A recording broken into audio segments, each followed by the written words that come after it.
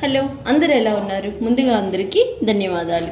ఈరోజు మన కిచెన్లో వేడివేడిగా మునగాకులు పరోటా తయారు చేసుకున్న విధానం. మునగాకులు ఆరోగ్యానికి చాలా మంచిది. అయితే ఇక్కడ నేను ఫ్రెష్ మునగాకు అయితే తీసుకున్నాను కదా. ఈ మునగాకుని మనం ఆకుల మాదిరిగా మనం ఇట్లా తీసుకోవాలి. చాలా ఫ్రెష్గా ఉందన్నమాట ఈ మునగాకు నుంచి మనం ఆకులు ఇలా మనం తీసుకోవాలి. ఎన్ని కావాలో అంత గోధుమ పిండి తీసుకోవాలి. ఇక్కడ నేను అరకేజీ గోధుమ పిండి తీసుకున్నాను కదా. ఒక 100 గ్రాముల దాకా చోడుపిండిని కూడా మనం ఇందులో వేసుకోవాలి. మనందరికీ తెలిసిందే చోడుపిండి అనేది మన ఆరోగ్యానికి, పిల్లలకి, బోన్స్కి అట్లే చాలా మంచిది. ఇప్పుడు ఇందులోనే ఒక ఎల్లుల్లిపాయ బుద్ద పెద్దది మాదిరిగా తీసుకొని తొక్కలు ఒలుసుకొని చిన్న చిన్న ముక్కలుగా కట్ చేసుకొని ఈ పిండిలో మనం వేసేసుకోవాలి. ఆల్రెడీ కడిగి పెట్టుకున్నాం అనమాట. ఆ మునగాకును కూడా మనం ఇందులో వేసేసుకోవాలి. మనం మునగాకును అయితే వేసుకున్నాం కదా, దీనికి తగినంత సాల్ట్ని కూడా మనం యాడ్ చేసుకోవాలి. స్పూన్తో ఒక స్పూన్ కారం కూడా మనం వేసుకోవాలి. వేసుకొని కాస్తంత జీరా పొడిని కూడా వేసుకోవాలి. జీరా పొడి కూడా మన ఆరోగ్యానికి మంచిదే. ఇదంతా మనం పిండిలో మంచిగా కలిసేలా ఒకసారి పొడిపిండి ఇలా కలిపేసుకొని అప్పుడు మనం నీళ్ళు పోసుకొని కలుపుకోవాలి. ఇలా కొంచెం కొంచెంగా నీళ్ళు పోసుకొని మనం కలుపుకోవాలి. మరీ లూజ్ అవ్వకూడదు, మరీ టైట్ అవ్వకూడదు, మిడిల్లో ఉండాలి. పిండంతా తీసుకున్న తర్వాత ఇలా కచ్చాబిచ్చగా అయితే కలిపేసుకున్నాం. ఇలా కలుపుకోవాలి. లూజ్ అవ్వకూడదు, టైట్ అవ్వకూడదు, ఇలా పాంజీగా ఉండాలి.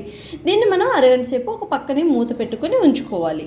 మనం పిండి కలిపి పెట్టుకొని అరగంట అయితే అయిపోయింది. దీన్ని ఇప్పుడు మనం ఉండల మాదిరిగా చేసుకుందాము. ఇలా ఏమాత్రం మాదిరిగా తీసుకోవాలి.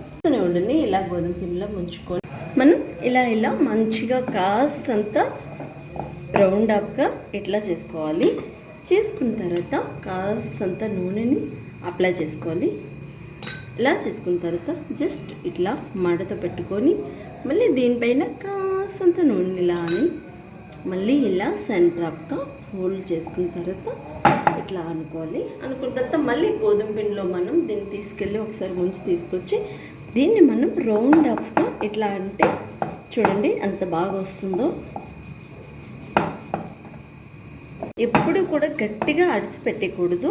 తేలిగ్గా చపాతీ కర్రని తేలిగ్గా తేల్చి పామితే చపాతీ అనేది పర్ఫెక్ట్గా మంచిగా వస్తుంది అన్నమాట. మన చపాతీని పాముకున్నాం కదా. ఆ స్టవ్ పైన బాండి పెట్టేసి బాండి మంచిగా ఈటెక్కక చేసుకున్న చపాతీని దీనిపైన వేసేయాలి.